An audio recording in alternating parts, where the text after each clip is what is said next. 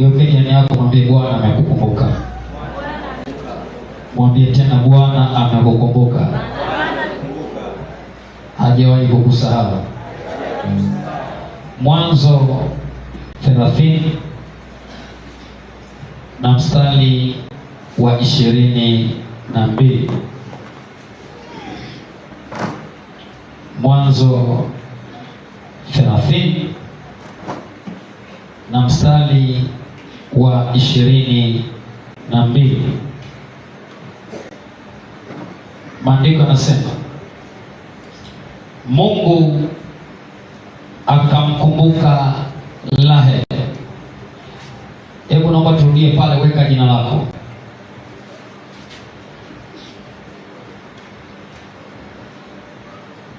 Kuna mtu bado hajafika hapo. Turudie tena, 1 2 3. Mungu akamkumbuka Hans. Rudia tena. Mungu akamkumbuka Veronica. Rudia tena. Mungu akamkumbuka Veronica. Aha. Mungu akamsikia Hans. Mungu akamsikia Veronica. Mungu akamsikia Hans. Mungu akamsikia Veronica. Mungu akamfungua Hans. Mungu akamfungua Veronica. Rudia sasa kwa pamoja, 1 2 3. Mungu akamkumbuka Hans. Mungu akamsikia Hans na Mungu akamfungua Hans. Hebu mchapie makofi Yesu aliyekukumbuka, aliyekusikia na aliyekufungua. Mwezi wa 5 na kwenda kufunguliwa. Mwezi wa 5 na kwenda kupokea. Mwezi wa 5 na kwenda kuinuliwa. Mwezi wa 5, maana Bwana amekukumbuka. Anapokukumbuka na kusikiliza na kikusikia kile ambacho ulimlilia, hicho anakwenda kupokea. Nenda kapokea ambacho ulimlilia Bwana kwa muda mrefu. Nenda kapokea ambacho ulimsihi Bwana kwa muda mrefu. Iwe ni kwa maombi, ni kwa sadaka, ni kwa kufunga. Mwambie mwezi wa 5 Bwana amenikumbuka, ninakwenda kupokea kwa jina la Yesu. Makofi yako hayatoshi. Makofi yako hayatoshi. Mwambie Baba, nakwenda kupokea maana Bwana amenikumbuka. Mwezi huu umenikumbuka, nakwenda kupokea nilichokulilia, nakwenda kupokea nilichokusihi kwa muda mrefu. Sema ninapokea, ninapokea, ninapokea. Sikusikia mjomba kile kaburi. Utakuwa milele. Rudia na nataka kusema napokea, napokea, napokea. Na iwe kwako kwa jina la Yesu.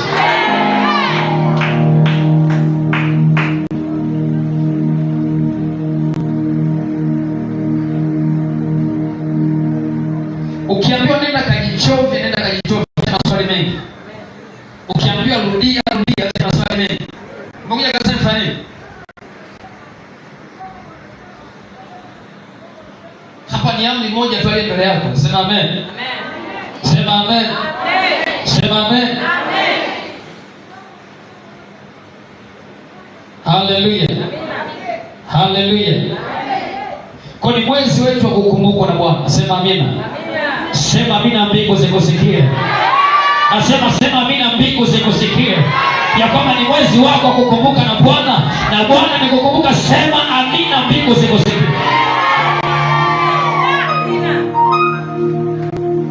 Isaya 43:26 nasema, unikumbushe na tuhojiane, eleza mambo yako upate kupewa haki yako. Huwezi kukumbukwa kama hujamkumbusha.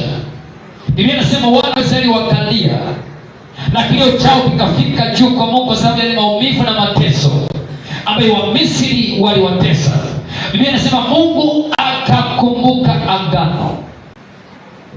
Kilio chako, maombi yako, funga yako ni sauti inayomkumbusha Mungu jambo fulani. Sema amen. Amen. Sema amen. Amen. Sema amen. Amen. Bwana amekukumbuka. Bwana amekukumbuka. Kwenye unyonge wako Bwana amekukumbuka. Kwenye tabu yako Bwana amekukumbuka. Kwenye dhiki yako Bwana amekukumbuka. Kwenye masikitiko yako Bwana amekukumbuka. Kwenye kuonewa kwako, Bwana amekukumbuka. Kwenye aibu yako, Bwana amekukumbuka. Kwenye utasa wako, Bwana amekukumbuka. Kwenye gereza lako Bwana amekukumbuka. Kwenye kumezwa na samaki, Yona amekumbukwa katika tumbo la samaki. Samaki anaamriwa leo akutapike.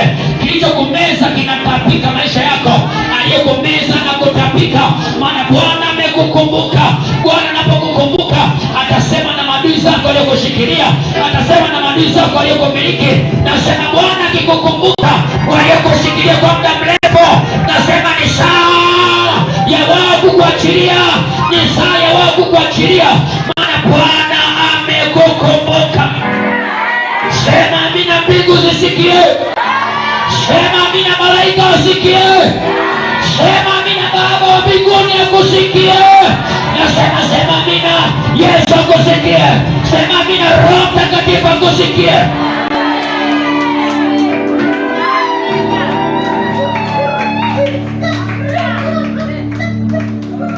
Na itakuwa hivyo. Mbingu zimeamuru, hakuna kuzimu ya kuzuia. Nasema mbingu zimekukumbuka, hakuna kuzimu ya kuzuia. Nasema mbingu zimekukumbuka, hakuna kuzimu, hakuna pepo, hakuna jini, hakuna mchawi wa ukoo wala mchawi wa familia wa kuzuia kile ambacho Bwana leo amekusudia, mwezi amekusudia. Aliyekukumbuka ameshasema nimekukumbuka. Sema amina, mbingu zisikie. Simama, sema amina, mbingu zikusikie wewe. Acha uzembe, simama, sema amina.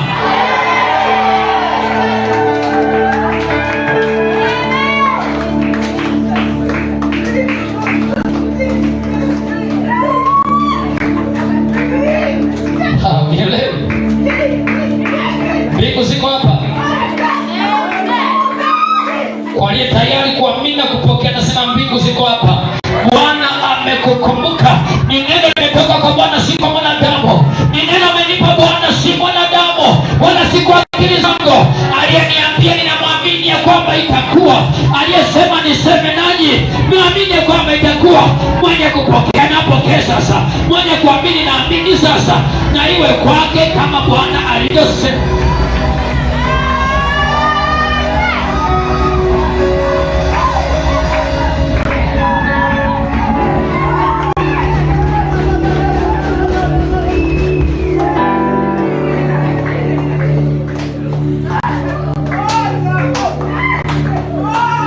Yuko aliyeteseka kama Raheli, amesema kwa muda mrefu azae, lakini wakati wa Bwana kumkumbuka Raheli ulifika na kampata Yusufu. Na mimi nasema wakati wako umefika. Bwana ameona ulipodharauliwa, Bwana ameona ulipochekwa, Bwana ameona uliponyanyasika. Nasema Bwana amekutokelezea, Bwana amekutokelezea, Bwana amekutokelezea. Anaiondoa aibu yako, anaondoa mateso yako. Mlidondoka kwenye familia, hamjui chanzo ni nini. Kila mwaka mnazika, kila mwezi mnazika. Nasema Bwana amekumbuka ukoo wenu, Bwana amekumbuka familia yenu. Kama unaamini sema amen.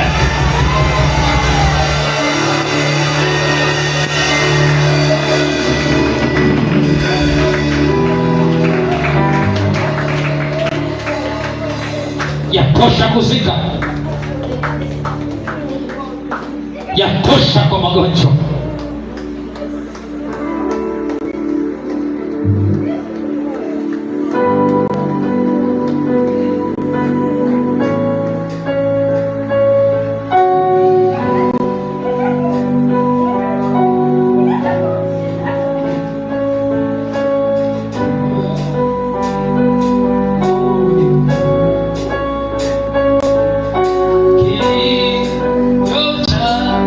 Moyo wangu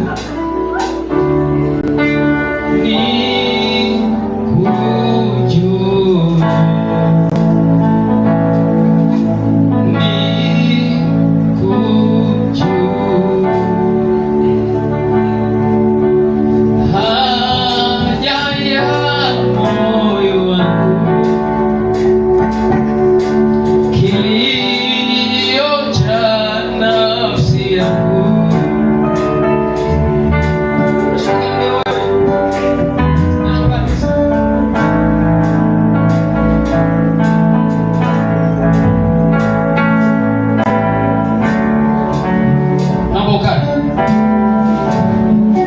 Na una muda ibada ndio nyumbani.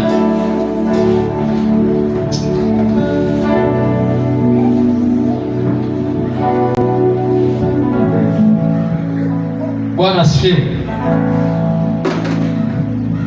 Tukaanza kuangalia vitu vya kufanya ili Mungu akukumbuke. Vitu vya kufanya ili Mungu akukumbuke.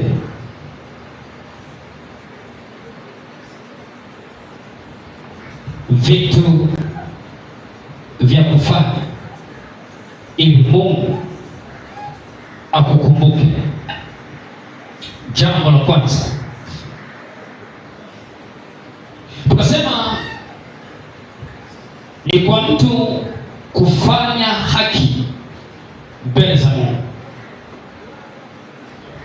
Ni kwa mtu kufanya haki mbele za Mungu. Kwa ili Mungu akukumbuke, usisaulike mbele za Bwana. Fanya haki, acha kuonea watu, fanya kupasaye kufanya, tenda kupasaye kutenda, bila kuonea wala kumpendelea mtu. Fanya Mungu anataka kuyafanya, utakumbukwa daima na Bwana. Haleluya. Mathayo 6:33 nasema, utafuteni ufalme wa Mungu na haki yake. Utafuteni ufalme wa Mungu na haki yake, na hayo mengine mtazidishiwa. Tafuta ufalme, tafuta haki. Haki ndiyo itakayokufanya ukumbukwe na Bwana. Warumi 14:17 inasema, ufalme wa Mungu si kula na kunywa tu, ameanza, bali ni haki na furaha katika Roho Mtakatifu. Kuna haki. Maadamu wewe ni raia wa ufalme, haki inakuhusu. Na Yesu akasema kwenye Mathayo 5:20, akasema haki yenu isipozidi, hiyo haki ya watoza ushuru na Mafarisayo, kamwe hamtaingia katika ufalme. Tukaangalia dini fulani, moja ya nguzo yao, wana nguzo zao 5. Moja tukasema ni kuwasaidia wahitaji, sio? 2, kutoa zaka. 3, swala 5. 4, tukasema ni kwenda kuhiji, si ndio? 5, tukasema ni nini? Naam. 5, kufunga ile Ramadhani. Amen. Ndio msingi. Sawa. Wao wanafunga siku 30 kwa mujibu wa taratibu za dini yao, si ni kweli? Wewe kwa mwaka unafunga mara ngapi? Wangapi wiki hii tu wamefunga binafsi, sio mpaka kanisa la madhabahu? Wangapi wamefunga binafsi? Unaona, mmoja na yule pale, wawili, wengine wote ni hapa. Lakini ukiuliza wao, huyo mtu anasema kwa wiki na siku 2 za kufanyaje, za kufunga. Kila wiki na siku ngapi? Wewe jidai una Mungu aliye wa kweli, wiki nzima ni kutafuna. Kati ya wewe na yule ukisimama mbele za Bwana, nani ana haki? Anaswali mara 5 kwa siku, na tukasema approximately masaa ya chini ni dakika 15, si ndio? Tukapiga mahesabu, dakika 15 mara 5 ni 75, ni sali 1.5, si ni kweli? Nikuulize wewe, kwa siku masaa 24 unasali masaa mangapi mbele za Bwana? Akiwekwa huyu wa swala 5 na wewe mpendwa hapa, nani ana haki mbele za Mungu? Haki yako isipozidi haki ya sawa kuingia ufalme. Anatoa zaka, unaiba. Akisimama mbele za Mungu, nani ana haki? Jitafakari. Kwa ili Mungu akukumbuke, fanya haki. Fanya haki. Haki ndio inakufanya ukumbukwe. Angalia Mwanzo 7:1.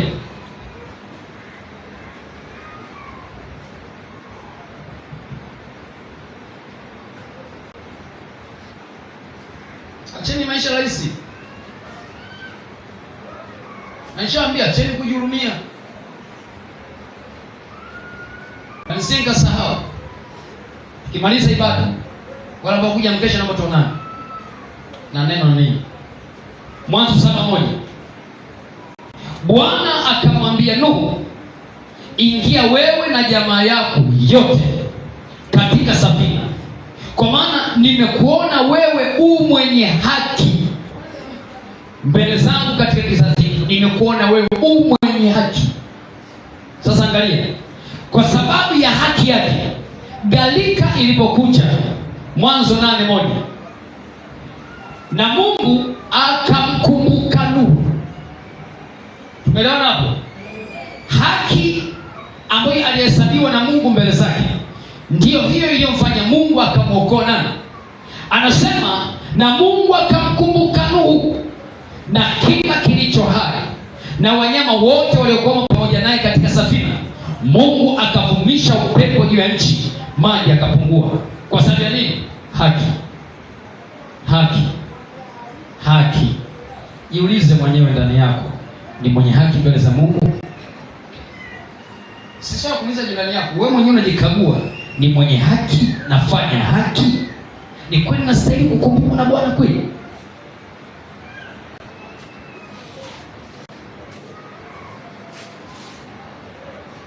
Kama huyu anaomba mara 5 kwa siku kwa uaminifu, wewe kuomba kwako ni kuvutana na manati, njoo kesho umelala mwenyewe, ratiba yako nyumbani ya maombi huna. Kati ya wewe na huyu nani mwenye haki? Jihoji mwenyewe, itafakari mwenyewe. Si swala mtu kukufuatilia wala kuchunguza, ni wewe mwenyewe.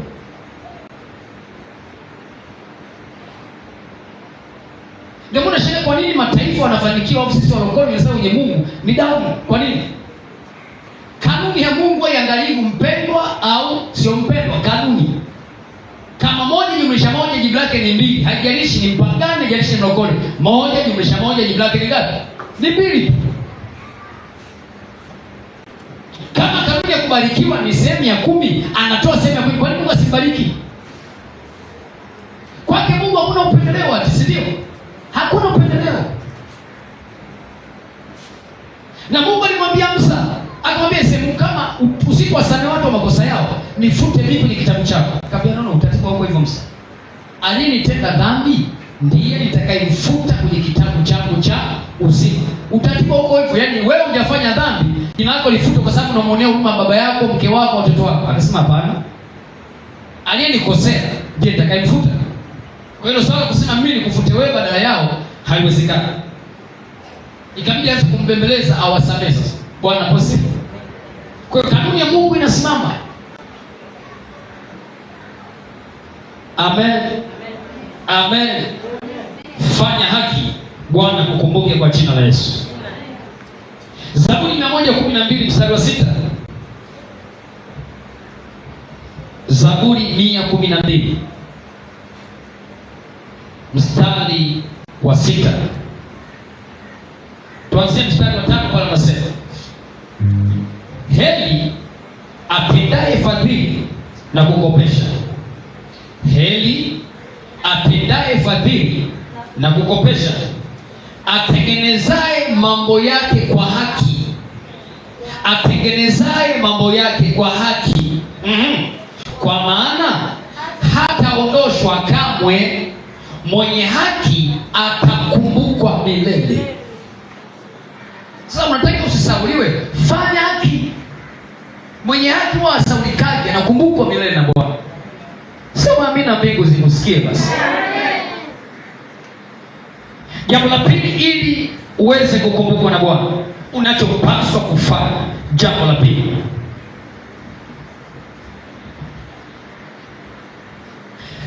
ni kwa mtu kutimiza agano lake. Ni kwa mtu kutimiza agano lake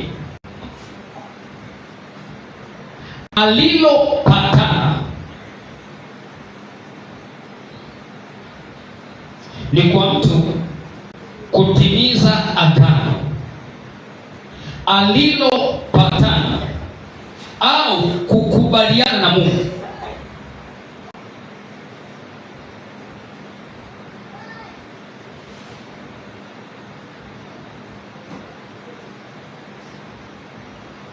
Alilopatana au kukubaliana na Mungu kikamilifu. Kikamilifu.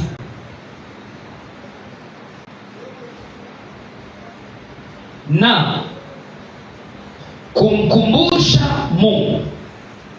Na kumkumbusha Mungu agano mliloingia na yeye. Na kumkumbusha Mungu agano mliloingia na yeye. Kwa jambo la pili, ili Bwana akukumbuke, lishike agano mliloingia na yeye. Narudia kusoma. Ni kwa mtu kutimiza agano alilopatana au kukubaliana na Mungu kikamilifu, na kwa kumkumbusha Mungu agano mliloingia na yeye. Mmepatana naye nini? Ulimwambia Mungu, biashara hii ukinipa biashara, ukinipa mtaji wa kufungua biashara, nitafanya 1, 2, 3. Umeelewa? Hilo ni agano lako. Sawa sawa? Sasa ili Mungu akukumbuke kukubariki na kukubariki, wanaokuja kwa ajili ya biashara yako hawapongote. Kuwa mwaminifu kwenye kutekeleza nini? Agano. Na mambo yanapokwenda walls, unamwita Mungu, kumbuka agano letu. Amen. Ni wewe ufanye mlichokubaliana kwenye hiyo biashara, kwenye hiyo kazi, kwenye hiyo ndoa. Kuna wengine wameingia magano magumu. Mungu, kinipa mume kwa kweli Bwana, unajua ulichomwambia. Umeolewa sasa. Niambia Mungu, kinipa kwenda kutumikia, popote huko kunituma nitakwenda. Kakupa. Unaona sasa watoto na wamekuwa na Mungu sasa. Vipi wakakuja watoto Bwana, watoto. Lakini umesahau agano lako.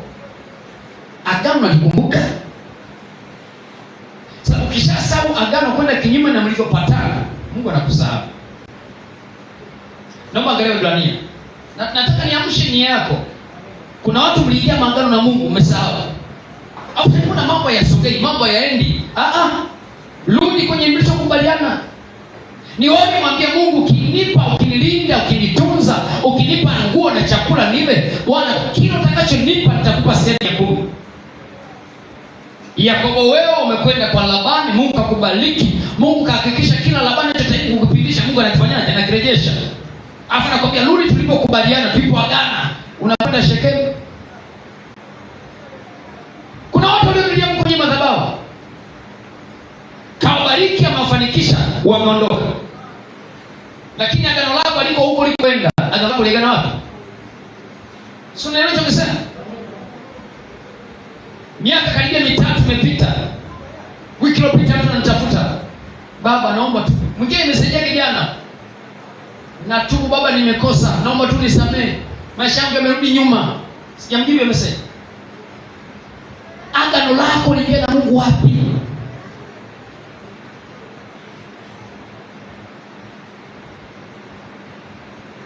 Nataka nirudi tu baba kundi. Mimi sina shida, maana mpotevu, njoo. Lakini unakumbuka tunaomba, tunamlilia Mungu, ulimwambia mwenyewe Mungu, ukinipa, ukinifanikisha, Mungu sitasahau nyumba yako. Nitafanya 1, 2, 3. Umebarikiwa. Sina shida. Uliyepatana Mungu ni nani? Ni wewe, sio? Naomba tuongelee Ibrania. Naomba tuongelee. Bila kukumbusha, nakukumbusha. Mwingine mnaniita mimi, mchungaji atakuwa amelaani. Mimi kulani nisaidie nini? Ili nisaidie nini? Mwingine anakutana sasa mtu wangu ndio mambo yashana waliko ndo sasa mimi Kwa tumegombana kama kwani mimi tunaongea asema hapana. Ni fulani ili wewe. Kama unaondoka sio unaondoka yali yako ili wewe. Yaani alilika kwa sababu yako mwenyewe utajua mwenyewe. Mimi nahusika na nini? Kama kwa mimi mchawi wako, si ndio? Ameshasema mchawi wangu. Hiyo ndo maana mimi ndo mchawi ya kuoga. Kumbuka agano. Magano mengine ni kama hana. Uko peke yako unamwambia Mungu ukinipa mtoto huyu, kwa kweli nitamtoa maisha yake yote akutumikie. Amekupa mtoto, umlete madhabahu. Unataka mimi nifanye nini? Ni kesi ya mimi na wewe au wewe na Mungu wako?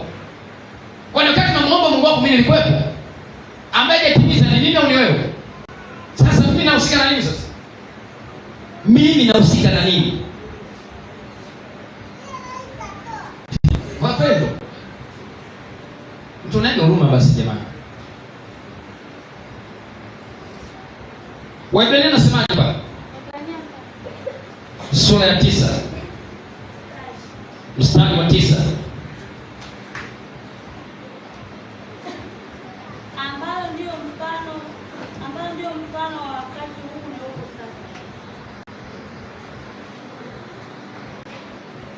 sasa. Sorry, Waebrania 8 sema. Rekebisha tu 8 pale. Tuanze mstari wa 9 nasemaje? Halitakuwa kama agano lile nililoagana na baba zao katika siku ile nilipowashika mikono yao niwatoe katika nchi ya Misri, kwa sababu hawakudumu katika agano langu, mimi nami sikuwajali, asema Bwana. Tuko pamoja? Maana hili ndilo agano nitakaloagana nyumba ya Israeli baada ya siku zile, asema Bwana. Nitawapa sheria zangu katika nia zao na katika mioyo yao nitaziandika, nami nitakuwa Mungu kwao, nao watakuwa watu wangu.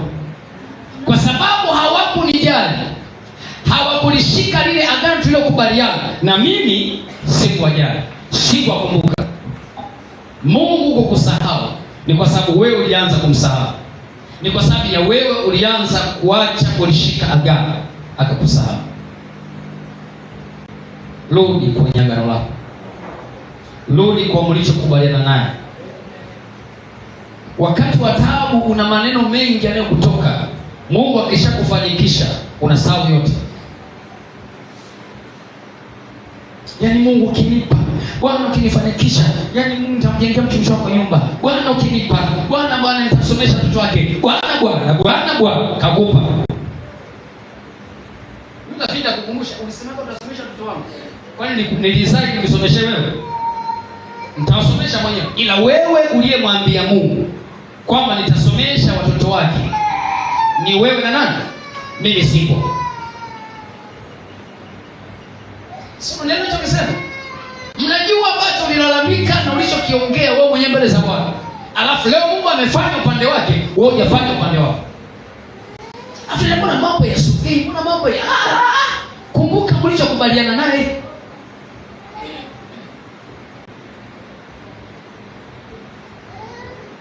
Kuna mtu ananisikia?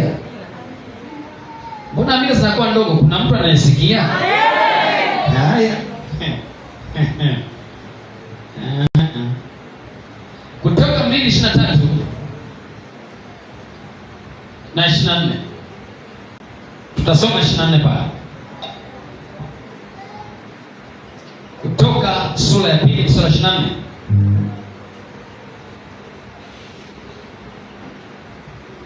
Kutoka 2:24. Mungu akasikia kuugua kwao. Mungu akakumbuka agano lake alilolifanya na Ibrahim na Isaka na Yakobo. Bwana Yesu asifiwe sana. Mtumishi alifundisha hapa somo la agano la Daudi na Jonathan. Sawa sawa? Sawa sawa. Sasa angalia. Akaelezea aina 7 za maagano. Moja ya agano alizungumzia ni agano kati ya mtu na mtu. Hebu angalia Samueli wa kwanza sura 18. Samuel wa kwanza 18.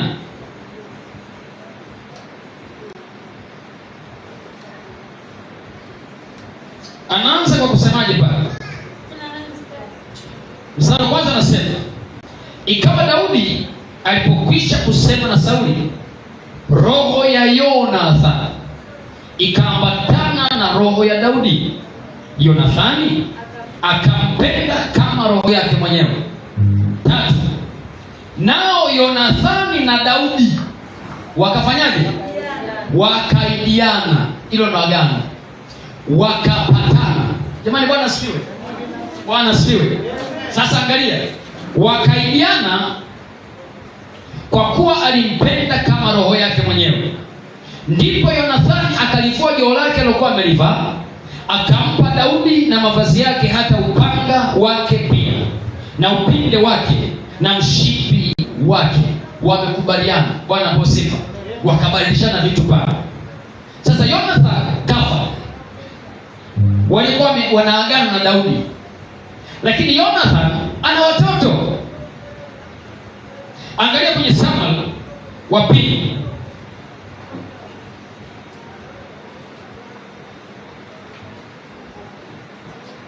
Samuel wa pili.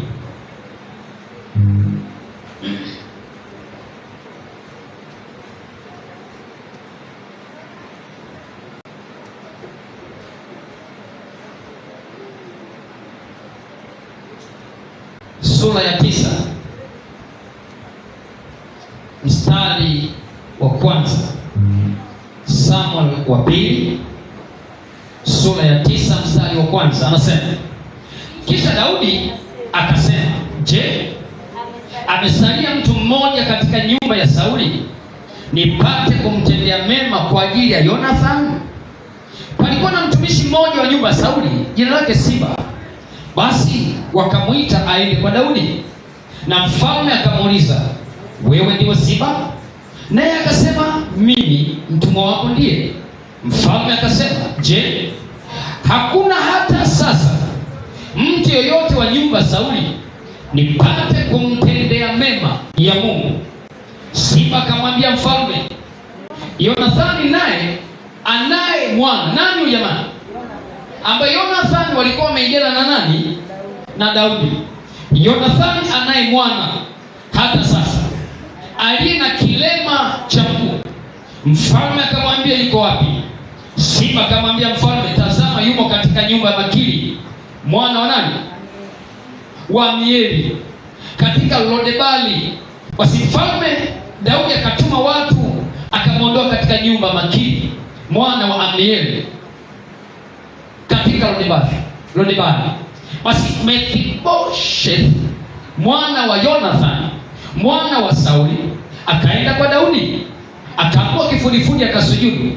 Daudi akasema, Mefiboshethi, naye akaitika akamwambia, mimi hapa mtumwa wako.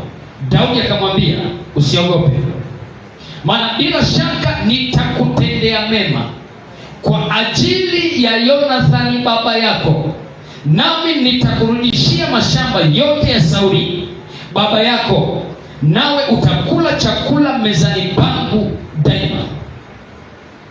Mefiboshethi mtoto wa Yonathani alifanya nini kusaidia? Alifanya nini? Alifanya nini? Kula ikulu maisha yake yote mpaka anakufa. Alifanya nini? Lakini agano lake Yonathani na mfalme, kabla hajawa mfalme, ndilo ambalo lilisababisha watoto wake kukumbukwa. Mema yako leo kwa watu unaweza kuwa umesahau, kizazi chako kitakuja kukumbukwa.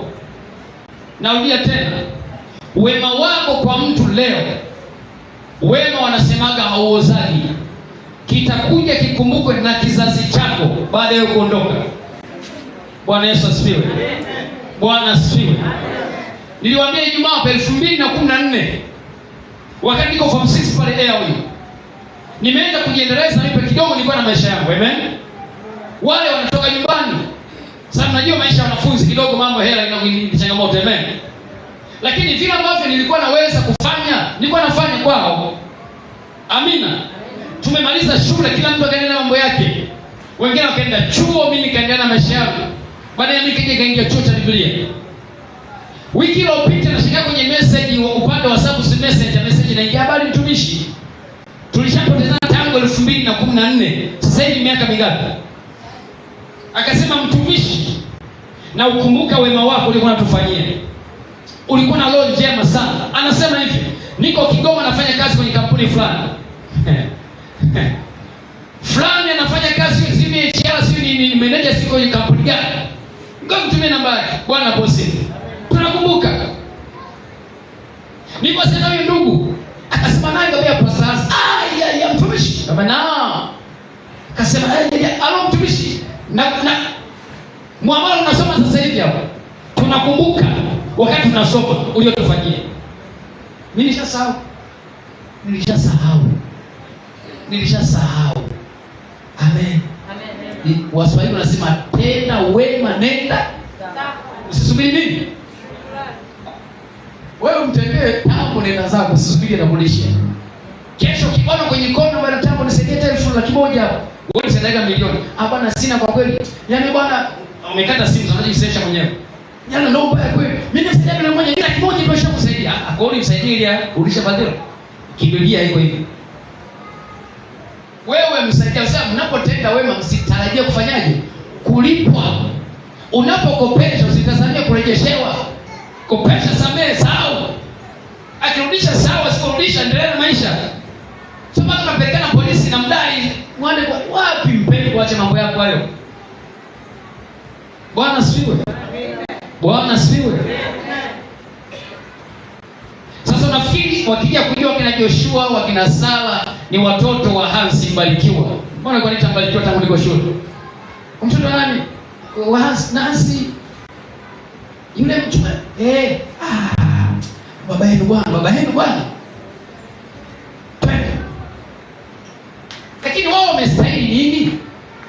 Ni kwa sababu ya baba, wamekumbukwa, si kwa sababu yao baba yao. Wewe watoto wako watakumbuka kwa nini? Kwa hiyo roho mbaya hiyo.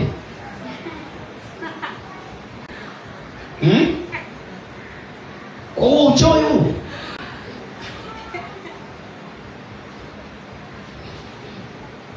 Wanasema milima ndio haikutanaji, ila binadamu huwa anakutana. Naulia tena, agano lilofanya Ibrahimu, Isaka na Yakobo kashakufa miaka 430 ishapita. Hata wenyewe Yakobo wenyewe hawamjui, Ibrahimu wenyewe hawamjui. Lakini Mungu anasema nimelikumbuka agano. Ibrahimu anajua hawamjui, ila mimi agano la Ibrahimu nimelikumbuka kwa ajili yenu ninyi. Bwana sio. Usinge ulikuwa wako na agano, wangekata miaka 5,000 wanateswa tu Misri.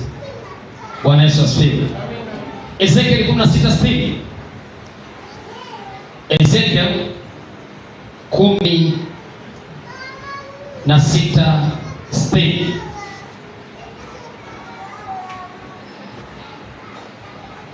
Ezekiel 16:60. Moja mitano nasemaje?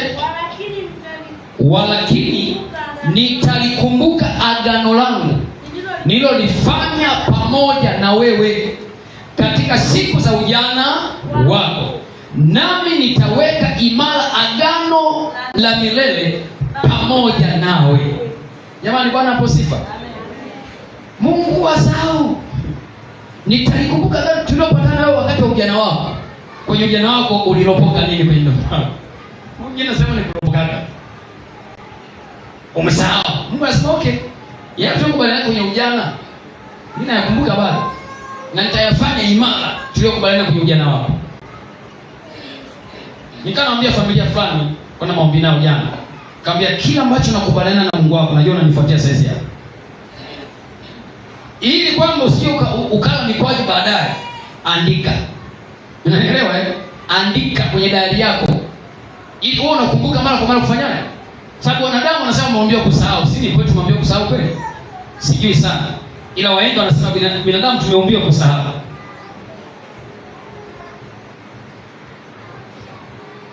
Andika. Ulichokubaliana na Mungu, Bwana 1 2 3, andika.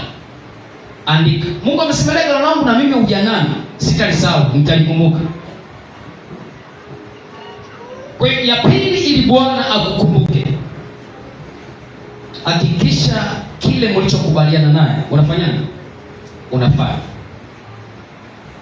Ni wakati unaenda kuomba kazi na masivi yako, watu wengi mpaka mwenyewe unajiuliza nitatoboa kweli hapa? Lakini ukajiongeza kuweka nadhiri, agano kwamba Mungu, naomba unijalie ni pass interview. Mungu, kwa kweli ukinisaidia, yaani yale mabati pale kanisani, Bwana, kwa kweli nitahakikisha nyumbani inakaa sawa sawa. Nikasema nishapata mbia hapa. Hii tena nitahakikisha na wapambao wote wenye CV apite Esther hapa. Hata kama sio mtu wa wapi huko. Walikuwa wameenda kule utumwani wapi? Babeli, Wajemi kule. Hata kama sio wa kabila hili, nitahakikisha napita, maana hii nafasi ina shughuli naye. Mungu akahakikisha rafiki yangu unapita kimazobe hivyo hivyo. Sasa umekaa kwenye nafasi, unazunguka kwenye kiti, allowance zinakuzunguka na kwambia usafiri unao kupeleka na kurudisha nyumbani. Umeshasahau. Hansi hapa anamwambia jamani, tunataka tujenge kanisa, jamani tunahitaji tu milioni 10 hapa. Wewe una milioni 30, benki hasina kazi. Sina kitu milioni 10 kwa kweli. Lakini umesahau ulishamwambia Mungu ukinipa. Anasema, kwani hajasikia sema mchungaji kweli? Amesikia. Lakini kaloka na mume binafsi ikitoa milioni 10. Sema okay, sawa. Mambo yanaanza kazini sasa. Pastor, kwa kweli mambo yameinuka kazini, naomba niombee. Mimi naomba unashika mambo yabadiliki. Pastor, mbona mambo ni magumu? Kama unamsaidia ni shida nini? Kumbe ni kesi ya wewe nani? Hata mimi nipige makelele wapi? Mpaka Bwana nifunulie aseme Bwana na uombi naye ujamaa. Tulichokubaliana hajafanyaje? Hajafanya. Na kisha kukumbusha muda mwingine, kukumbusha hata kwa njia ndoto. Unaweza kushipata shingo yako. Ndugu yangu, hiyo kazi utaipoteza. Nakwambia ukweli, kazi utaipoteza. Sababu yeye amefanya agano lake kwako. Wewe agano lake mlilopata naye hujafanyaje? Hujafanya. Kwa usitegemee kwenye shida yako atakukumbuka, kwa sababu wewe tayari ushafanyaje? Ushaterminate mkataba. Kuna mtu amenisikia? Kuna mtu amenisikia? Kuna mtu amenisikia? Usiseme sijakwambia. Mwezi wetu kukumbukwa. Unakumbukwaje? Agano lako, agano. Rudi kwenye agano. Ya tatu. Jambo la tatu. Ni kwa mtu kuendelea kutoa sadaka.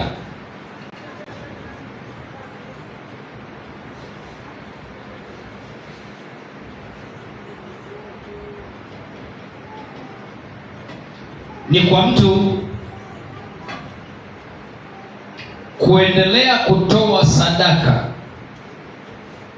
na kuomba daima mbele za Bwana.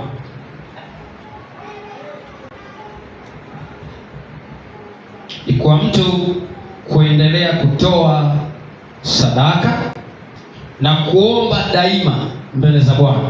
Bwana Yesu asifiwe. Bwana asifiwe. Kwa hiyo kitakachokufanya ukumbukwe, hebu tuangalie kitabu cha Wagalatia 6 mstari wa 9. Wagalatia 6:9. Wagalatia 6:9. Wagalatia 6:9 anasemaje?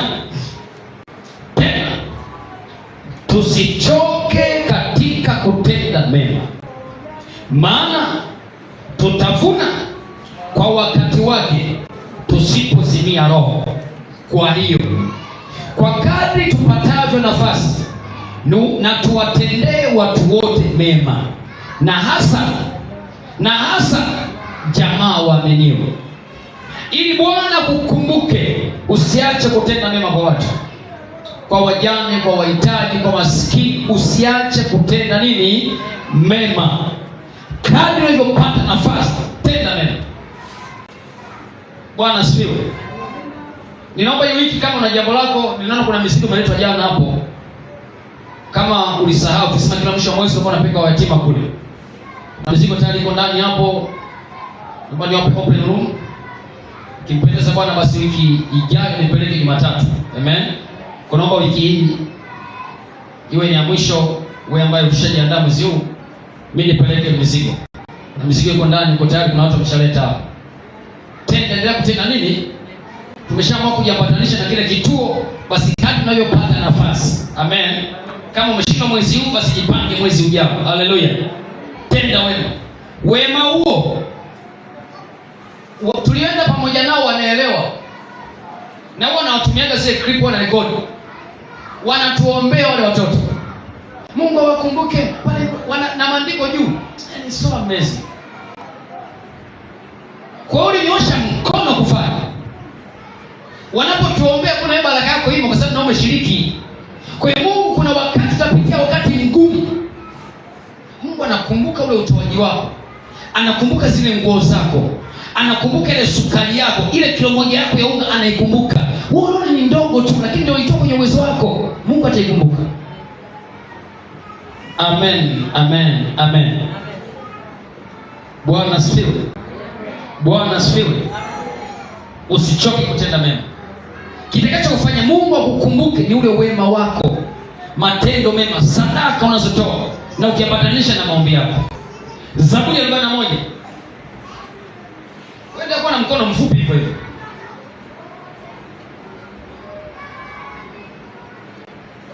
Zaburi 41 mstari wa kwanza.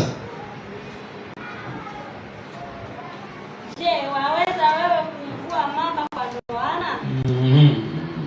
Zaburi 41:1. Unasemaje ba? Wewe leo shakula magimbi asubuhi. Heri amkumbukaye mnyonge. Heri Amkumbukaye mnyonge. rudia tena. Heri amkumbukaye mnyonge. Rudia tena. Heri amkumbukaye mnyonge. Jamani, ana heri anayemkumbuka mnyonge. Bwana atamwokoa siku ya taabu. Jamani, atakuokoa siku gani? Ya taabu. 2.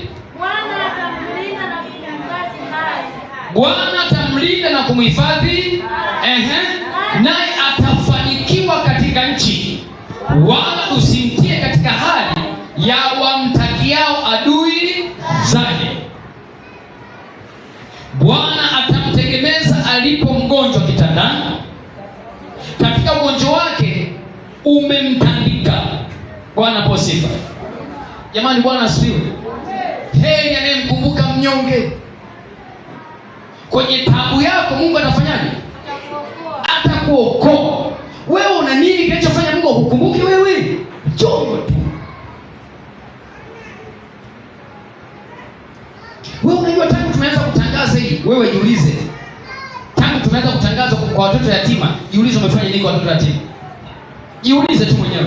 Mwaka unaanza, mwaka unapinduka, umefanya nini kwa mjane, kwa yatima, kwa asiyejiweza? Pasa wako mwenyewe hata buku ya vote yeye kumnunulia. Hapa taka Bwana akukumbuke. Wapi? Akukumbuke hiyo huu. Akukumbukaje? Msingamalizia uichi. Unataka ukumbukwe, unafanya nini? Usiache kutoa sadaka. Usiache kutenda wema. Usiache kuwakumbuka wahitaji. Heri anayemkumbuka mnyonge. Siku ya taabu yake na Bwana atafanyaje? Tamponya. Amen. Una manguo yako nyumbani pale, yashakuruka nyingine yako pale. Yana hali nzuri kabisa. Yako pale tu, unaona tu la kuangalia kwenye sanduku lako la nguo. So ukifa tunakuzika na jeneza na sanda. Vyote utakuja utaviacha. Bwana asifiwe. Yote utayaacha. Lakini ule wema unaopenda ndipo nakuja kichwani, sikumbuki wapi.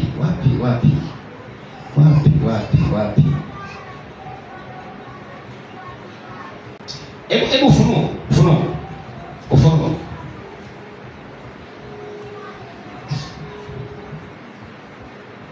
Ufunuo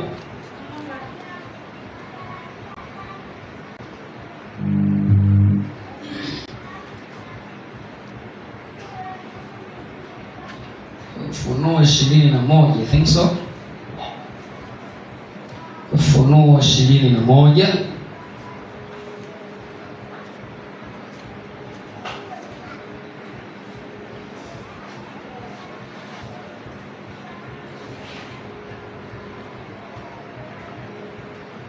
Nasema heri wafao katika Bwana tangu sasa. Kwa wapi kama unakumbuka? Nakuja hivyo.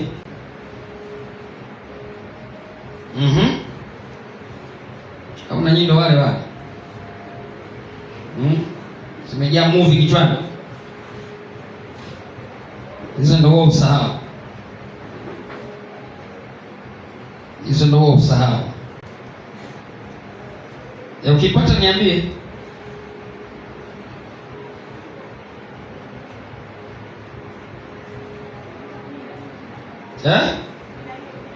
Ngapi? 10? Ufunuo ngapi? Ufunuo 14. 13. Anasema nikasikia sauti. Andika. Heri wafu wafao katika Bwana tangu sasa.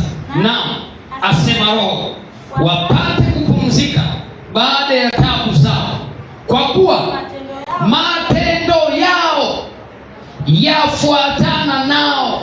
Wewe ukifa, nini kitakachokufuata nyuma hiyo mbaya hiyo?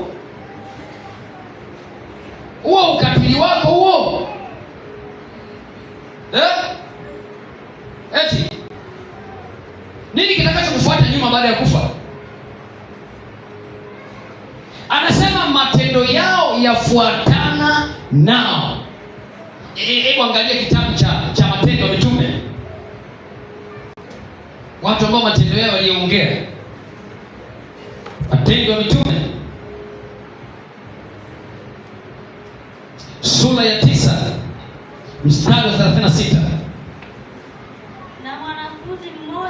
Na mwanafunzi mmoja alikuwa kuyafa. Jina lake Tabitha. Tafsiri yake ni Dorcas, yani paa. Mwanamke huyu alikuwa amejaa matendo mema na sadaka alizozitoa. Wewe umejaa nini? Leo umejaa nini? Najibu nani? Alijaa matendo mema na sadaka alizozitoa. Huyo Dorcas akafa. Mwambie mwenzio akafa. Lakini matendo mema yanaongea huko duniani na yanafuatana pamoja na huyu aliyekufa. Alikuwa amejaa matendo mema. Nini kilichotokea? Tuendelee pale chini. Ikawa siku zile akaugua akafa. Hata walipokwisha kumwosha wakamweka orofani. Na kwa kuwa mji wa Lida ulikuwa karibu na Yafa, nao wanafunzi wamesikia kwamba Petro yupo huko, wakatuma watu wawili kwake kumsihi na kusema, usikawie kuja kwetu. Petro akaondoka akafuatana nao. Alipofika wakampeleka juu orofani. Wajane wote wakasimama karibu naye wakilia na kumwonyesha zile kanzu na nguo alizozishona Dorcas wakati ule alipokuwa pamoja nao. Ukiwa hai unaweza kumkumbusha Mungu. Kumbuka nilichokifanya kwa mayatima.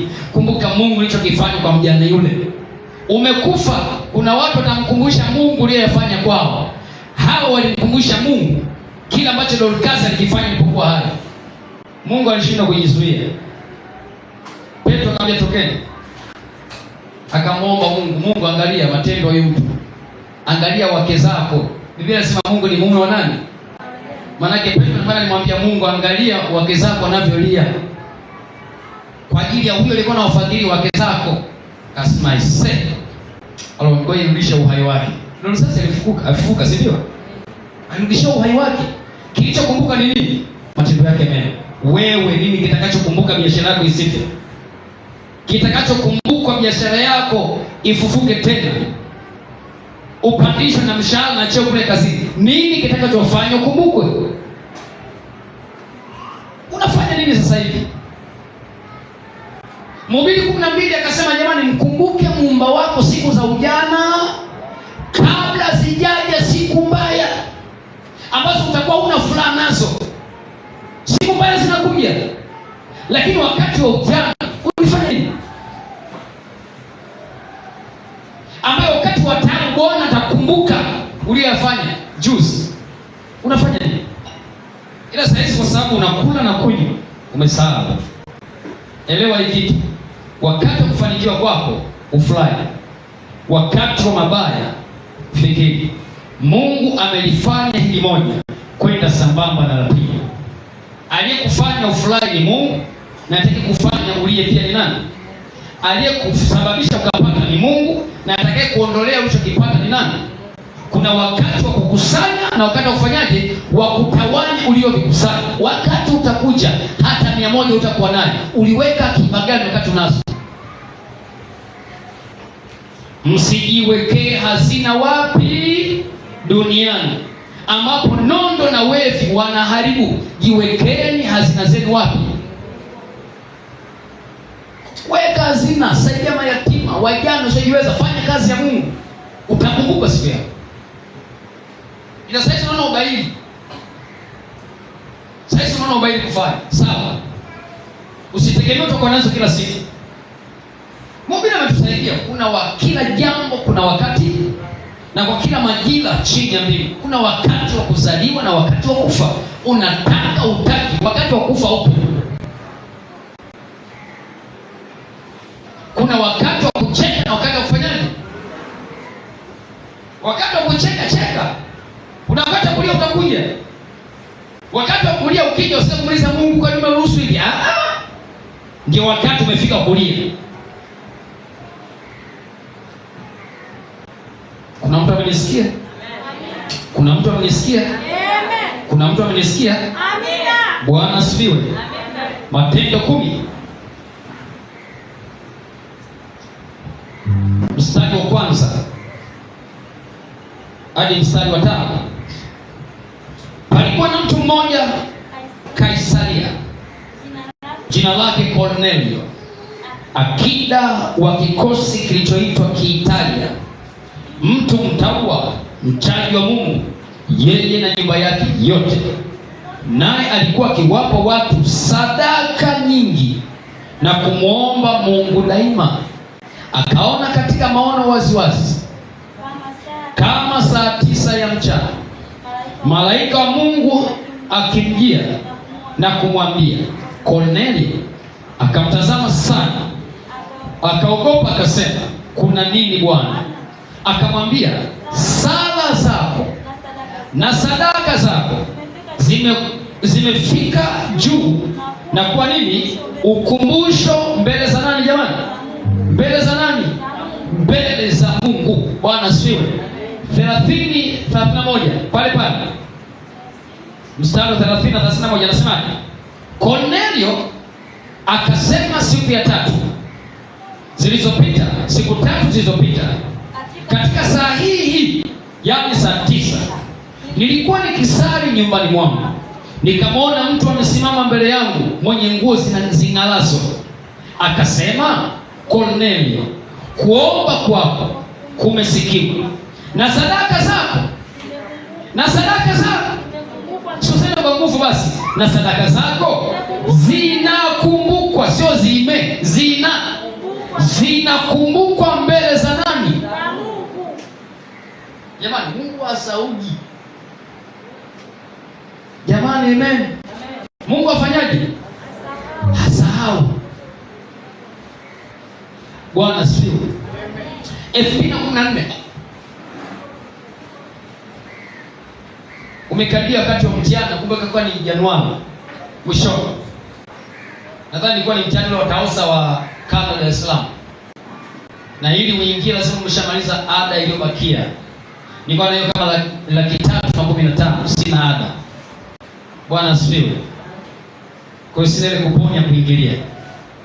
Nikarudishwa nyumbani. Niliumia. Wakati wa mtihani wa form 4 nilimwona binti kwa macho yangu. Mtihani wa mwisho wa national, alirudishwa nyumbani, hajamaliza ada. Akaja na wazazi wake, wengine wameshaanza mitihani. Wazazi wake wakaja kumlilia, jamani tafadhali tunaomba jamani afanye mitihani. Hela hiyo tutailipa, cheki atachukua mpaka tumalize ada. Akasema hapana, huwezi kuingia mpaka amemaliza ada. Nilijiona kwa macho yangu. Januari likanipata. Nimerudishwa nyumbani. Nikaendelea shughuli zangu za mtaa. Nasomea nyumbani. Mwezi wa pili, mwezi wa tatu. Na kufanya biashara nimeambiwa niondoke, nataka niachie frame, nihamie sehemu nyingine. Nahitaji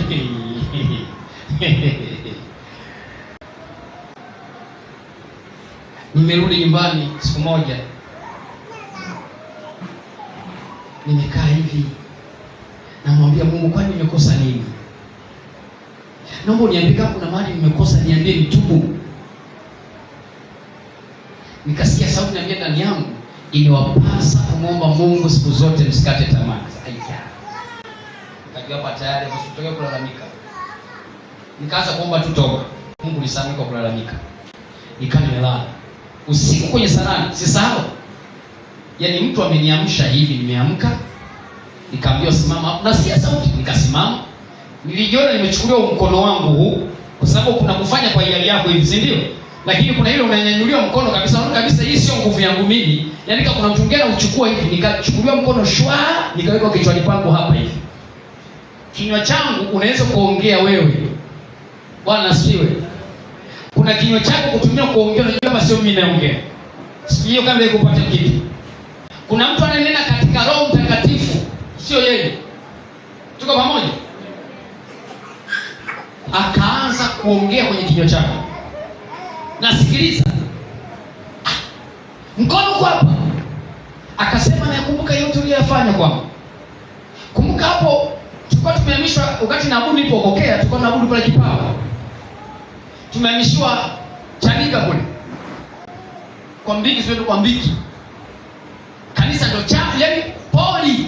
Maana ndio mnaanza tena upya. Na Mungu amesaidia na kazi yangu nilipo mbele ya poti, maeneo ya poti pale. Kwa mimi kupata hela kwa wiki 1.5, 200,000, 100,000 kawaida tu. Fikiri nakaa kwa ndugu na tamana milioni na mji wangu, amen. Kila nikipata hela naambiwa hiyo ni 2010, 11, 12 nilikuja kufungua ofisi yangu mimi huko. Bado sijaacha kuendelea kufanya kwenye madhabahu. Bwana asifiwe sana. Hii hapa nakumbuka nilichunga kama sio milioni 400 hii nikapeleka kule. Hadi leo nilienda kule ipo. Na ukichungulia sana nilitoka nimeona mimi. Ipo kumbusho. Nikanunua generator. Umeongoja ingia nikanunua generator.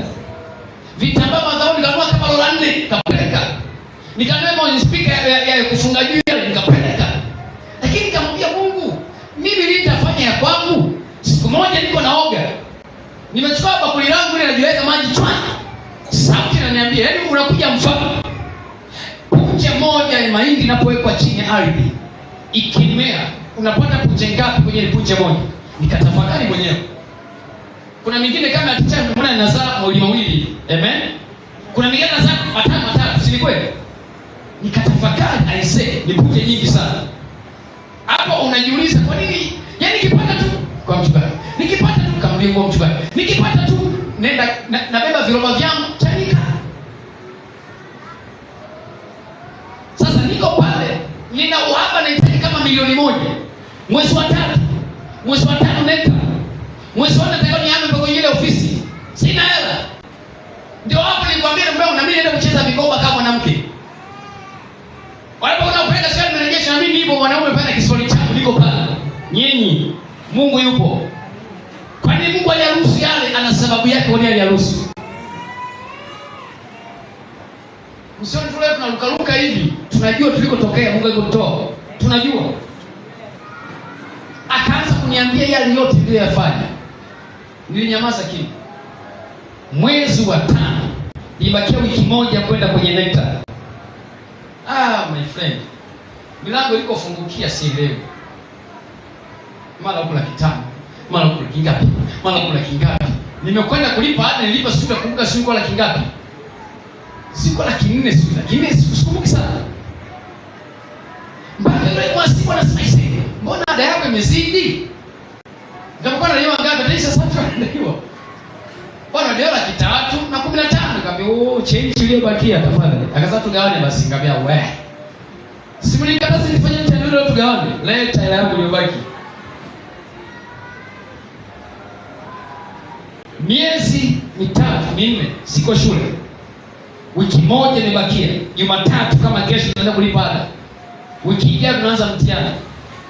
Nasomea nyumbani. Na nikatoka na tu yangu ya test. Sikunung'unika. Nilikuwa namwambia tu Mungu, wewe unayajua mawazo ya wanadamu, unajua waliotunga mitihani. Naomba Bwana unifunulie walichokitunga. Nilikuwa najikuta naota ndoto niko darasani. Afu mwalimu ametoa swali na niuliza, nimekosea na nirekebisha. Nikiamka na niandika. Nilipoingia kwenye mtihani kama tulikuwa tunatunga nao, Mungu ni wachaji. Mtihani unakuja naangalia na yote nayajua. Naangalia pembeni mtu ameshaanza kung'ata peni. Yaani dakika za asubuhi kabisa mtu ameng'ata peni. Wanaanza hajua hii ya mchani tafuna hapa. Mimi nikavua kabisa na viatu naanza nianze na lipi.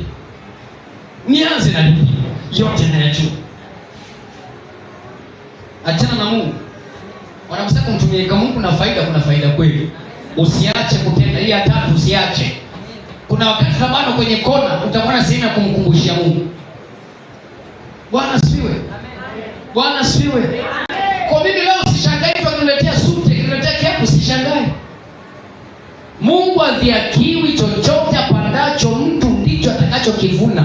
Nilipanda kwa mtumishi wake, nilipanda kwenye madhabahu yake, leo na mimi navuna. Watu wanajitoa kufanya. Bwana asifiwe. Amen. Hii nyumba hii sitapeleka bakuli popote. Ninajua Mungu kuna mtu alishamwandaa kujenga. Kama Mungu alinitumia mimi nikajenga kule, ninamwamini Mungu hata hapa atainua watu watajenga. Sitatoa jasho. Atakumbuka tu. Nikasema mimi Mungu kumbuka. Nileta Mungu kumbuka. Kumbuka. Hii hapa hii. Kuna mtu akasikia bwana mtumishi umefungua kanisa, naambia nao. Madhabahu nakuletea. Hii hapa sijanunua hela yangu mimi. Ni mtu ameletea.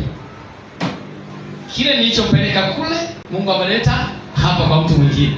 Kwa nini siamini Mungu yule niliyemjengea kule, Mungu yule atainua watu kujenga hapa? Kwa nini siamini hivyo? Ni wewe utasahau, Mungu asahau. Kitakachokufanya ukumbuke sadaka unazozitoa na kwenda kumwomba Mungu. Kuna mtu amenisikia? Jambo la 4. Fanya. Bwana asifiwe. Fanya. Mungu awabariki mleta viroba nyumbani. Mungu awabariki sana. Mnaokumbuka jiko la mchungaji, la mama mchungaji, Mungu awabariki. Nanyi Mungu awakumbuke. Mnaelewa eh? Awakumbuke. Jamani, amen. Huyu ndugu alitunulia hii speaker, kanunulia na kinanda. Tuweka ile mixer tulikuwa imeidiwa ile na hii drums. Ni mtu mmoja ninua. Kaja kunishikisha jambo lake, kuna changamoto nazipitia kazini, kuna mtu nikamwambia njoo. Nikamwambia baba, kumbuka speaker.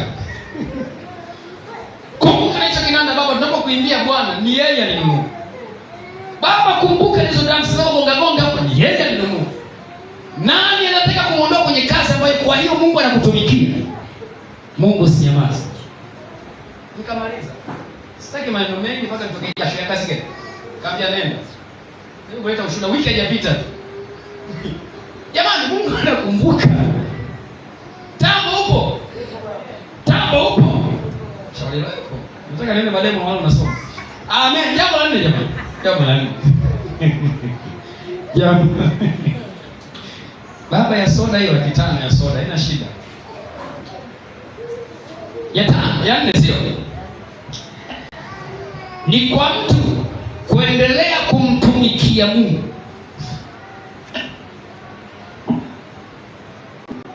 Bwana asifiwe. Ni kwa mtu kuendelea kufanyaje?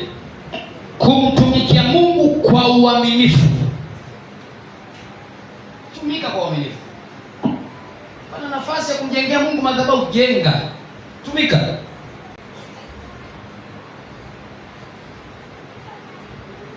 Bwana asifiwe. Ni kwa mtu kuendelea kumtumikia Mungu kwa uaminifu. na kumkumbusha utumishi wako uliotumika mbele zake. Na kumkumbusha utumishi wako uliotumika mbele zake. Endelea. Ni mwana maombi, fanya kwa uaminifu. Mungu awabariki ile timu yangu ya maombi yangu. Mungu awabariki sana. Endelea kufanya kwa uaminifu, usichoke. Amen. Usichoke. Najua muda mwingine mwili unagoma kabisa, unasikia kulala, lakini ujilazimishe usichoke. Kuna siku ya kumkumbusha Mungu, kumbuka. Amen. Unanielewa? Hebu fikiri wewe ndio Ezekia. Isaya 38 mstari wa kwanza mpaka wa 4.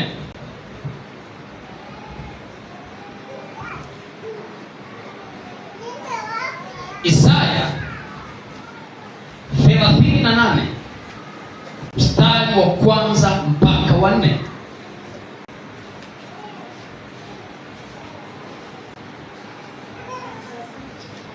Anasemaje hapa? Siku hizo Ezekia aliugua, akawa katika hatari ya kufa. Na Isaya nabii mwana wa Amos akaenda kwa mfalme, akamwambia, Bwana asema hivi, tengeneza mambo ya nyumba yako, maana utakufa wala utapona. Na anataka kufa. Hata kama wote tutakufa, lakini kufa bwana ni kipengele kingine. Sasa unaambiwa tengeneza mambo yako. Ugonjwa ulionao utapona, utakufa. Mjumbe wao alipomaliza kupeleka ujumbe akafanyaje?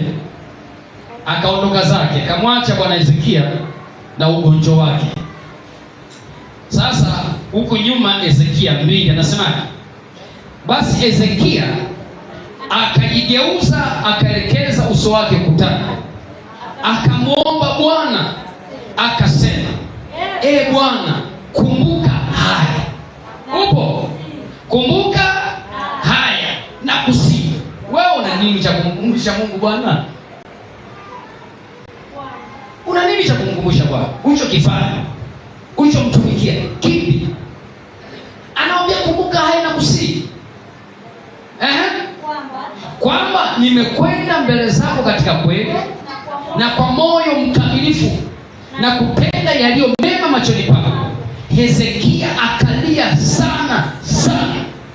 Ikawa neno la Bwana likamjia Isaya kusema, enenda ukamwambia Hezekia, Bwana Mungu wa Daudi baba yako asema hivi, mimi nimeyasikia maombi yako, nimeyaona machozi yako. Tazama, nitaziongeza siku zako kiasi cha miaka mingapi? 15. Mungu akamkumbuka Rahel, akamsikiliza, akamfungua. Akasema, nimemsikia. Kwa nini nimemsikia? Aliponiambia Bwana kumbuka, nikabidi nikumbuke alichokifanya mbele zake. Bwana asifiwe. Una nini cha kumkumbusha Bwana akakumbuka? Unataka kweli kuondolewa kwenye hiyo kazi? Una nini cha kumwambia Bwana kumbuka, tangu nimeingia kwenye hii kazi, kumbuka nilichokifanya kwenye madhabahu yako. Kumbuka nilichokifanya Bwana kwa mtumishi wako.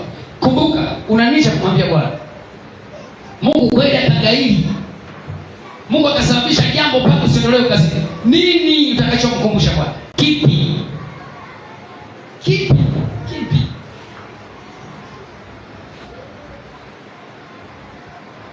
Bwana asifiwe sana.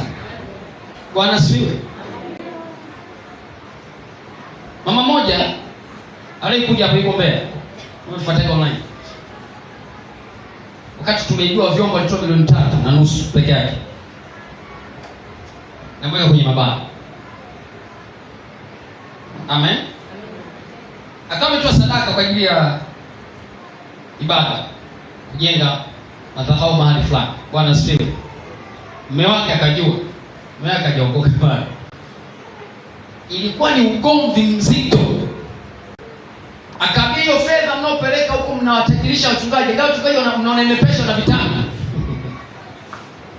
Kanipigia ameumia kweli. Mchungaji, mimi nimetoka kwenye kazi ya Mungu na mimi wachungaji. Moja tunanepesha watu. Mbona hata vitabu hatuna jamani?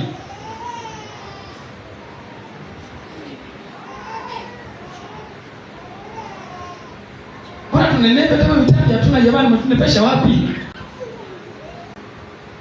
Nikamwambia wewe ulifanya mbele za watu. Akasema mimi kwa kweli nilifanya kwa kunitolea Mungu kwa ajili ya madhabahu yake.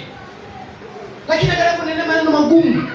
Mpaka hata kunipiga nikamwambia ukinigusa usiniguse mwili wangu. Hata apige mpaka apige. Kisa ametoa sadaka madhabahu. Hebu kinimaji. Lakini nikamwambia wewe ulichokifanya mbele za Mungu hakuna ambacho Mungu ataweza kukisahau kwenye maisha yako. Na huyo uliyemtolea ndiye atakwenda kudili naye. Bwana asifiwe sana. Bwana asifiwe. Nikamwambia sio yeye. Mizimu ya kwao yameinuka kwa sababu najua unapojambatanisha na madhabahu kuna ile upako na nguvu ya madhabahu. Biblia inasema ilipo hazina ya mtu ndipo na roho yake itakapo. Maana umetoka kwenye madhabahu na roho yako iko pale. Anointing ile juu ya madhabahu inapatana pamoja na wewe.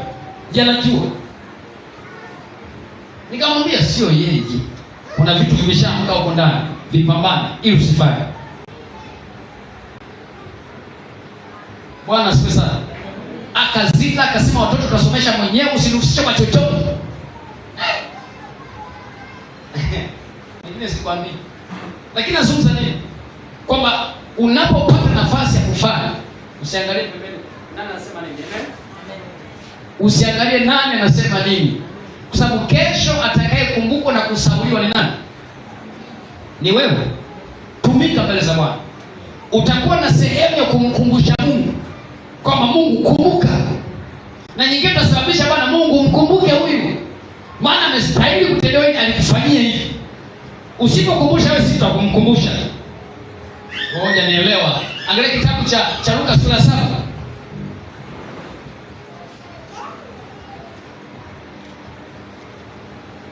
Mbona leo tena amerudi, moyo wake amerudi. Alizia atakwenda kwenye duka lao, sasa anarudi na sasa mchungaji amerudi, kama nilikwambiaje? Si bado arudi mwenyewe. Naambia sio yeye, mashetani yale. Luka 7 mstari wa 2. Anasemaje? Na mtumwa wake akida mmoja alikuwa hawezi karibu na kufa. Naye ni mtu aliyempenda sana. Aliposikia habari za Yesu, alituma wazee wa Wayahudi kwake kumwomba aje amponye mtumwa wake. Nao walipofika kwa Yesu, walimsihi sana. Angalia, yeye alienda kwa Yesu kwa sababu alikuwa ni huyu jamaa alikuwa ni Mrumi. Amen. Na Warumi na Wayahudi ni mbali mbali. Amina. Sasa anahitaji Yesu amponye binti yake, kijana wake.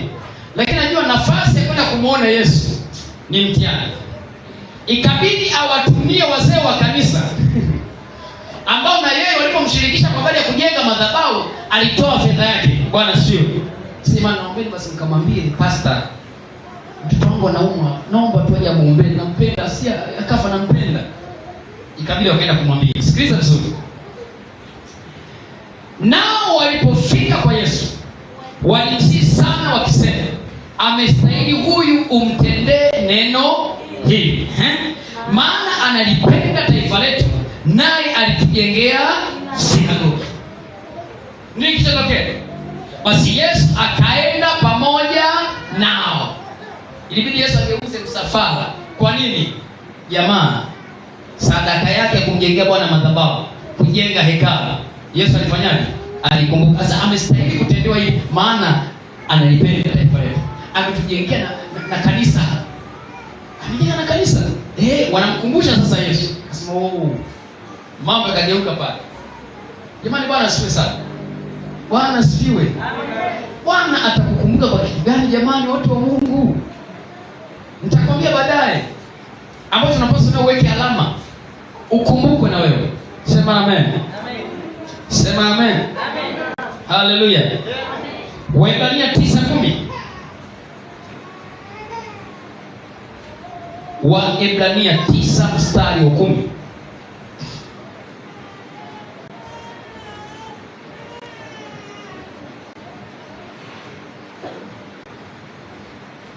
Kwa kuwa ni sheria ya jinsi ya Mungu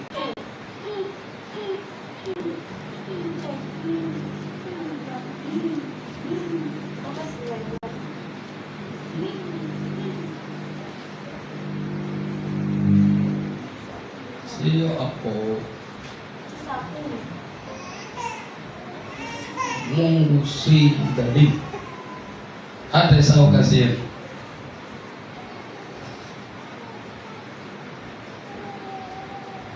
Sita, nimeandika 9 badala ya 6.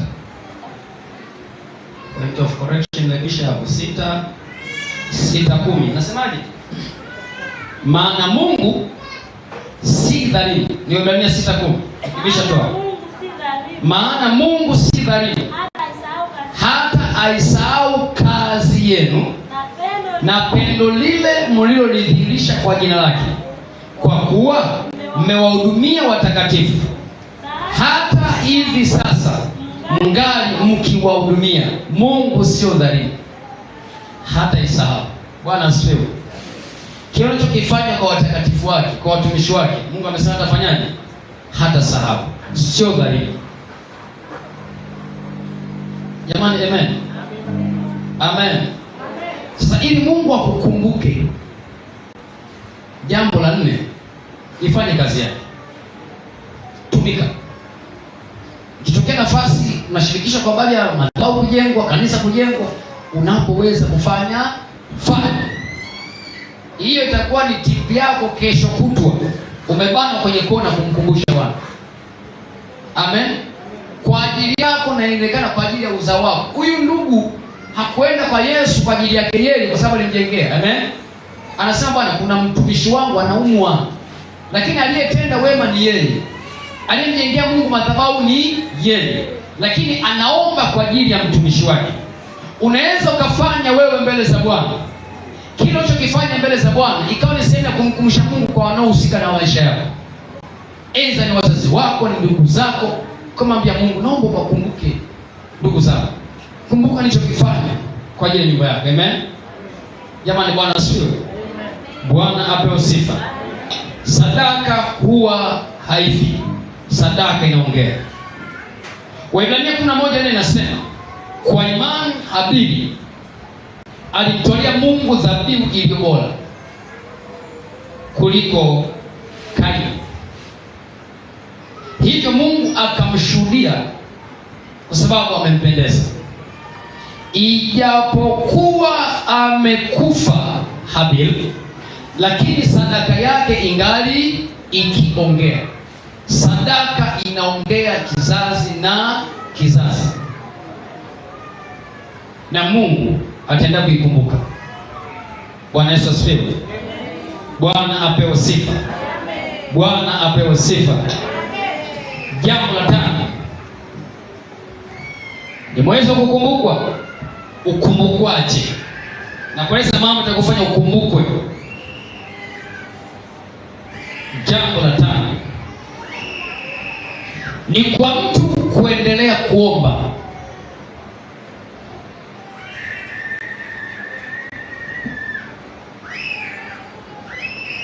Ni kwa mtu kuendelea kuomba,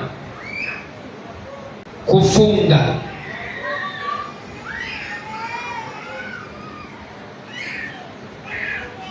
na kumkumbusha Mungu,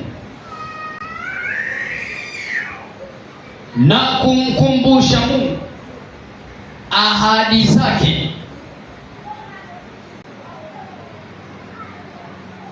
na kumkumbusha Mungu ahadi zake dhidi ya yale unayoyapitia.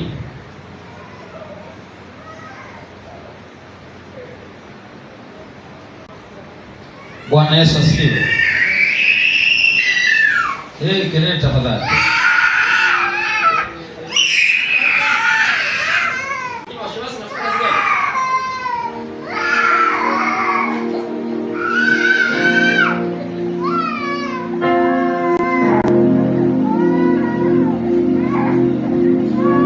Ni kwa kuendelea kuomba, kufunga na kumkumbusha Mungu dhidi ya yale unayoyapitia. Kumkumbusha Mungu ahadi yake dhidi ya yale unayoyapitia. Bwana asifiwe. Hesabu 23:19. Hesabu 23:19.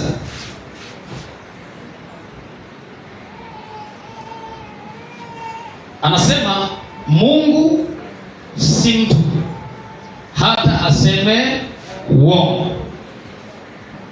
Nimesema uendelee kuomba, uendelee kufunga, na endelea kumkumbusha. Amen. Mungu si mtu aseme uongo, wala si mwanadamu iwapo amesema hata litenda, iwapo amenena hata lifikiriza. Bwana apewe sifa. Kile ambacho Mungu amekuahidia hujaona kimefanyika, endelea kufanyaje? Endelea kumkumbusha kwa maombi, kwa kufunga. Bwana asifiwe sana. Haleluya, haleluya, haleluya. Luka 18 mstari wa 7 na wa 8.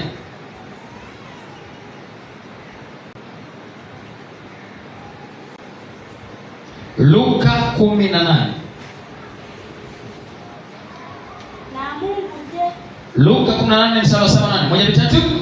Na Mungu je, hata wapatia haki wateule wake wanaomlilia mchana na usiku, naye ni mvumilivu kwao? Na waambia, atawapatia haki upesi. Walakini atakapokuja mwana wa Adamu, je, ataiona imani duniani? Wanaomlilia mchana na usiku. Kwa ili akukumbuke, endelea kuomba mchana na usiku.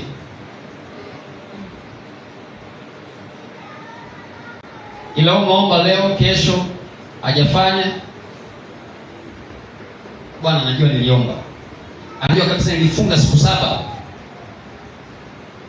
ila ulifunga siku 7 bado hajafanya. Jamani, amen, amina, amina. Kitabu cha Yeremia 18:20. Kitabu cha Yeremia. Hapo tunamkumbusha Mungu ahadi zake. Neno lake linasemaje dhidi ya yale unayopitia? Yeremia 18:20. 18:20 anasemaje? Hebu tuanze 19 pale. Niangalie e Bwana, ukasikilize sauti ya wanaoshindana nami. Je, mabaya yalipo badala ya mema? Maana wameichimbia nafsi yangu shimo. Kumbuka jinsi nilivyosimama mbele zako, ili niseme mema kwa ajili yao, nikaigeuza ghadhabu yao isiwapate. Umeelewa kitu? Maana Yeremia alikuwa naomba kwa ajili ya hao watu, lakini angalia, wale walikuwa naombea kwa Mungu watendee mema, wao wanamlipa nini? Sasa namwambia Mungu, je, mema yalipe badala ya mabaya?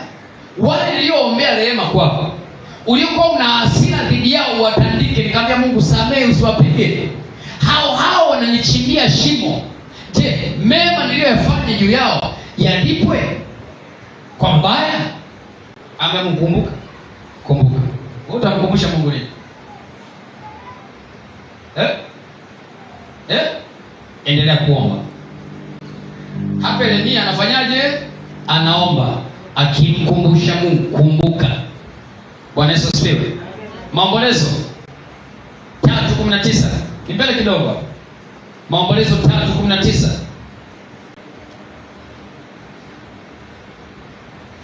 Usiache kuwafanyia mema. Hata ukikulipa mabaya, endelea kutenda mema.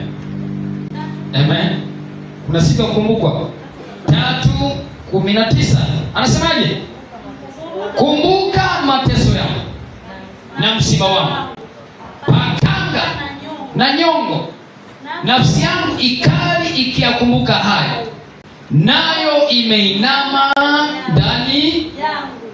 Najikumbusha neno hili, kwa hiyo nina matumaini. Jamani, Bwana asifiwe. Wewe unajikumbusha nini kwenye mateso yako na taabu? Nafsi imeshakata tamaa, imeshainama. Inawezekana kabisa umesikia mimi siombi tena. Bwana asifiwe sana.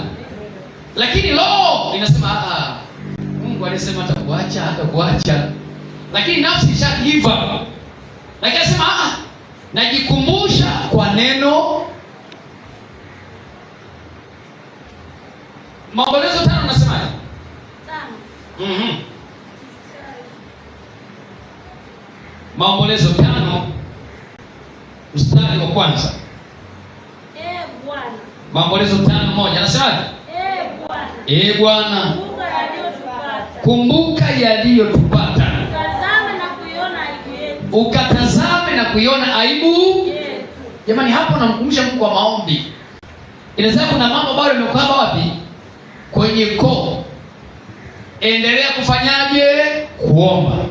Endelea kufanyaje? Kufunga. Ukimkumbusha Mungu. Anasema Mungu, kumbuka haya. Kumbuka aibu tunayopitia.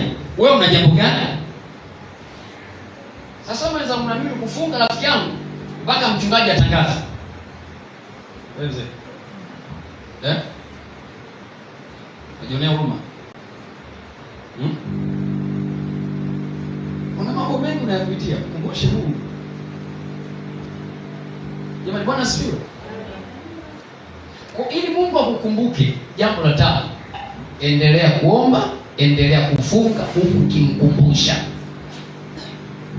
Bwana, kumbuka haya. Aibu tunayoipitia. Hapo umejifungia mwenyewe, unamlilia Mungu. Bwana asifiwe sana.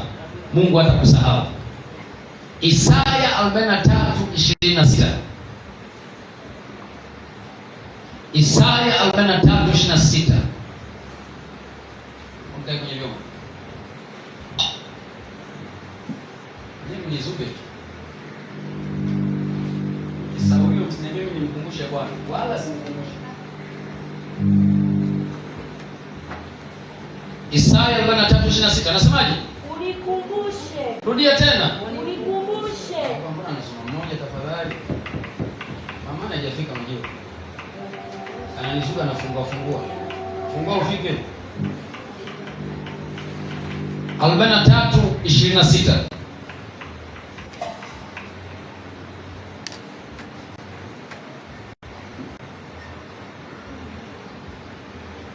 Albana 3:26 anasemaje? Twende pamoja. Na tuhojiane. Eleza mambo yako. Pointi yangu ya 5 nasemaje? Pointi ya 5 nasemaje? Ni kwa mtu kuendelea kuomba, kufunga na kumkumbusha Mungu ahadi yake. Dhidi ya yale unayoyapitia. Kwa hiyo Bwana akukumbuke sasa. Kuna jambo unalolipitia bado Bwana hajatenda. Amen. Endelea kufunga na kuomba. Kwenye maombi yako sasa unamkumbusha. Amekwambia mwenyewe unikumbushe. Alafu amesema tuhojiane. Alafu amesemaje? Eleza. Unaeleza unatembea? Unamweleza Mungu unatembea? Unamkumbusha Mungu unatembea? Uko faragha, mama ameshakukabia kwenye koo. Yeremia anasemaje kwenye maombolezo? Mungu kumbuka haya. Angalia aibu tunayoipitia. Haya ni maombi mazito hata. Jamani, Bwana asifiwe. Sasa Mungu anakuambia unikumbushe. Tuhojiane. Eleza mambo yako. Upate kupewa haki. Kwa hiyo kuna haki unatakiwa upewe.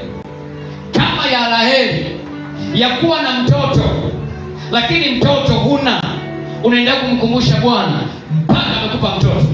Bwana kwa sifa. Tuko pamoja? Panasemaje hapo? Panasemaje hapo? Mungu akamkumbuka Raheli. Panaanzaje pale juu? Bwana amenikumbuka. Panaanzaje pale juu? Neno la 12 mwezi wa